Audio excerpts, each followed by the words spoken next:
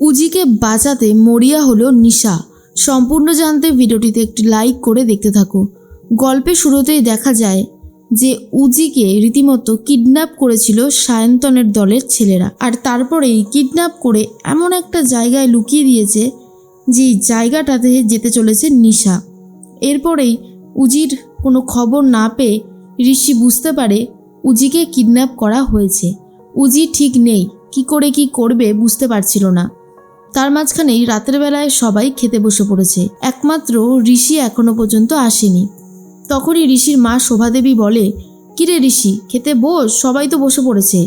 তখন উজির কথাই বারবার ভাবতে থাকে ঋষি, আর বলে দেয় উজিকে কিডন্যাপ করা হয়েছে। আর এটা শোনার পরেই রীতিমতো শোভাদেবীর অবস্থাও অনেক বেশি খারাপ হয়ে গেছে। শোভাদেবী বুঝতে পারে না কি বলবে, আর বলে, না না, এসব হতে পারে না, আমাদের উজি অনেক বেশি শক্ত, ওকে কেউ কিডন্যাপ করতেই পারে না, তোর কোথাও একটা ভুল হচ্ছে ঋষি। কিন্তু ঋষি বলে, না মা, আমার কোনো ভুল হচ্ছে না, বরং আমি যা বলেছি তা একদম অক্ষরে অক্ষরে সত্যি। শোভাদেবী ভাবে, তাহলে কি হবে, কি করে সে উজিকে ফিরিয়ে আনবে? এর মাঝখানেই ঐশী বলে, কি করে কি হয়ে গেল, আমি তো কিছু ভাবতেই পারছি না।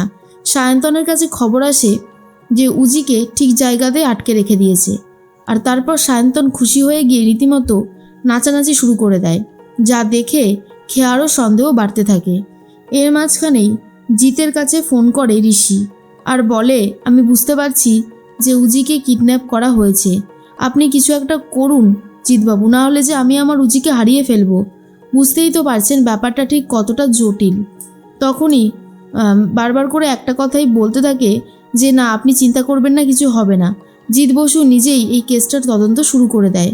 অন্যদিকে নিশা তার যে স্ক্যামিং সেন্টারটা ছিল সেটা একেবারে শেষ করে দেবে বলে ঠিক করেছে, যাতে পুলিশ এসেও কোনো প্রমাণ জোগাড় করতে না পারে। আর সেই বিল্ডিংয়েই উপস্থিত ছিল উজি। তাকে তো রীতিমতো মুখ আর হাত পা বেঁধে রেখে দিয়েছিল, তাই কোনো রকম সাউন্ড করতে পারে না। কিন্তু একটাই ছিল মাঝখানের দেওয়াল, যেই দেওয়ালের দুপাশে ছিল দুই বোন। উজি যে এখানেই রয়েছে সেটা তো জানতো না নিশা, আর উজি নিজেকে বাঁচানোর জন্য অনেক চেষ্টা করেছিল। এরপরেই নিশা সেখানে একটা বোম লাগিয়ে দেয়, আর তারপর সেখান থেকে কিছুটা দূরে চলে যায়। নিশা তখন বলে, ভানু, এরপরে আর কোনো প্রমাণই থাকবে না, তাই না বল? ভানু তখন বলে, না রে নিশা, তুই একদম চিন্তা করিস না, তুই যেই পথে পা বাড়িয়েছিস সেটা একদম ঠিকঠাক, আমাদেরকে কেউ ধরতেই পারবে না। এরপরে হঠাৎ করে একটা ব্লাস্ট হয়, আর তারপর নিশা রীতিমতো ভাবে, যাক, তাহলে অবশেষে আমাদের কাজটা সম্পন্ন হয়েছে। এদিকে নিশা আর ভানু যে কথাগুলো বলতে থাকে সেটাই রেকর্ডিং করতে থাকে একজন। এরপর ভানু বলে, নিশা, এবার তাহলে কি হবে? অন্যদিকে ফোন করেছে জিৎ বসু নিশাকে, আর বলে, নিশা তুমি বাড়িতেই আছো তো? নিশা বলে, না, আমি একটু বেরিয়েছি। কেন, কি হয়েছেটা কি?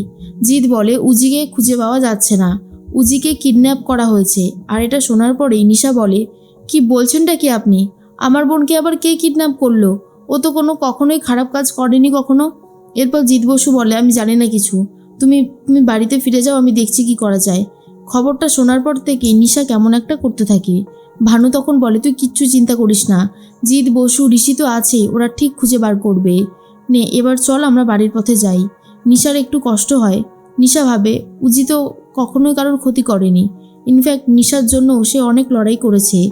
এরপর উজি কোথায় রয়েছে, নিশা কি করবে বুঝতে পারছে না। সায়ন্তন আর দুর্জয় ঘোষাল কথা বলতে থাকে। সায়ন্তন বলে, এতক্ষণে নিশ্চয়ই শেষ হয়ে গেছে, উজির চ্যাপ্টার পুরোপুরি ক্লোজ, তাই তো? দুর্জয় ঘোষাল বলে, একদমই তাই, তবে এখন কয়েকটা দিন সাবধানে থাকতে হবে।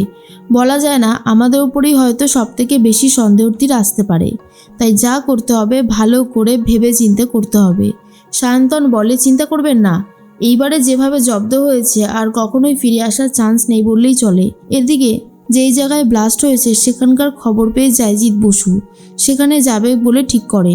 আর ঋষি তখন বলে, আমিও যাব, আমাকেও নিয়ে চলুন।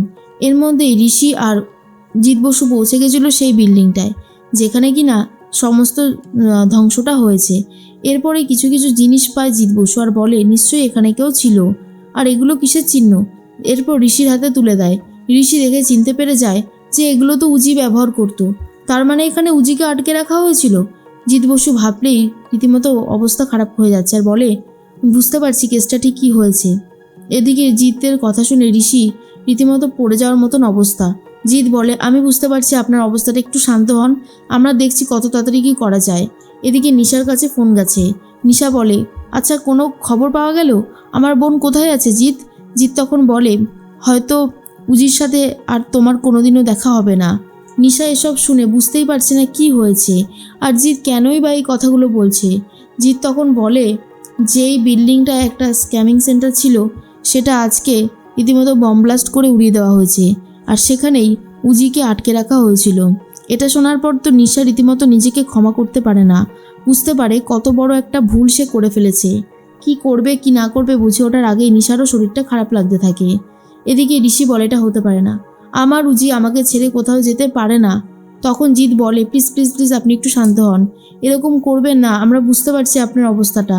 পুলিশের কাজে তদন্ত দেরি হলে সমস্যা আরও বাড়বে বই কমবে না। কি করবে বুঝতে পারছিল না ঋষি। অন্যদিকে নিশা বুঝতে পেরে যায় যে এই স্ক্যামিং সেন্টারটা ওড়ানোর জন্য এত চেষ্টা করেছে, সেখানেই ছিল তার প্রাণের থেকেও বেশি প্রিয় বোন উজি। এরপর কি করবে নিশা সেটাই বুঝতে চায় না।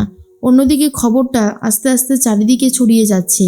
খেয়া ফোন করেছিল জিৎ বসুকে খবর জানার জন্য বৌমনির, আর বৌমনি যেই পৃথিবীতেই নেই এই খবরটা জানতে পেরে অবস্থা খারাপ হয়ে যায় খেয়া নিজেরও, কারণ খেয়াকে অনেক অনেক সাহায্য করেছিল উজি নিজে। ঐশীও বুঝতে পারে না এটা কি করে হয়ে গেল। এরপর একে একে যখন ব্যানার্জি বাড়ির সবাই জানতে পারে তখনই রীতিমতো অবস্থা খারাপ হয়ে যায় আর পুলিশ স্টেশনে ঋষির অবস্থা আরও বেশি খারাপ। নিশা তখন ভাবে, আমি এটা কি করে ফেললাম, কেন করলাম, আজকে আমার জন্যই আমার বোন এই পৃথিবী থেকে চলে গেল। আর জিৎ বসু সবাইকে সামলানোর চেষ্টা করছে আর অপরাধীকেও খোঁজার চেষ্টা করে কে বা কারা এই ঘটনার পিছনে যুক্ত রয়েছে।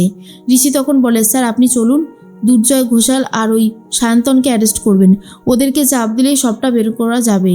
কিন্তু অফিসার বলে, না এভাবে সম্ভব না, আমরা কারোর ওপর কোনো জোর করতে পারি না আর হুট করে অ্যারেস্টও করতে পারি না, তবে আমি দেখছি কতদূর কী করা যায়।